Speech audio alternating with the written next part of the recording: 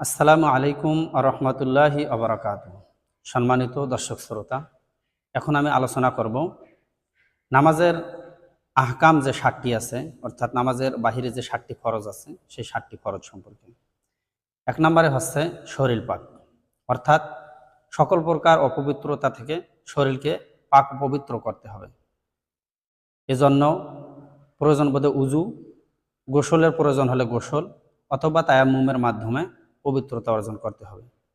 2 number হচ্ছে কাপড় পাক, অর্থাৎ নামাজে পরিহিত যে কাপড় আছে, লুঙ্গি, পায়জামা, পাঞ্জাবি, টুপি, রুমাল, পাগড়ি, পায়জামা, জামা সব কিছু পবিত্র হতে হবে।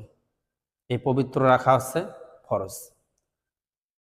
3 নাম্বার হচ্ছে নামাজের জায়গা পাক, অর্থাৎ ব্যক্তি যে জায়গায় দাঁড়িয়ে নামাজ আদায় করবে, 2 পায়ের স্থান, 2 হাঁটুর স্থান এবং সিজদার স্থান, এই জায়গাটি অবশ্যই পবিত্র হতে হবে।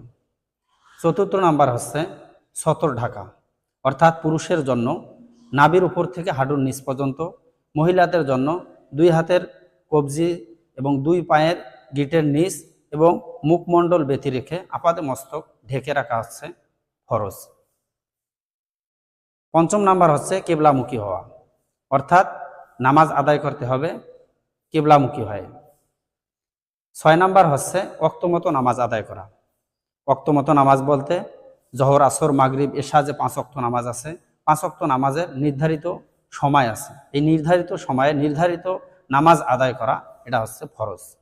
আর 7 নাম্বার হচ্ছে নামাজের নিয়ত করা, অর্থাৎ প্রতিটা আমলেই নিয়তের উপর নির্ভর করে। ব্যক্তি জোহরের নামাজ নাকি আসরের নামাজ নাকি এশার নামাজ আদায় করতেছে এবং কয় রাকাত বিশিষ্ট নামাজ আদায় করতেছে, ইমামের পেছনে নাকি একা একা নামাজ আদায় করতেছে, এটা মনে মনে নিয়ত করলেই যথেষ্ট হবে। অর্থাৎ আমি আলোচনা করলাম নামাজের আহকাম 7টি।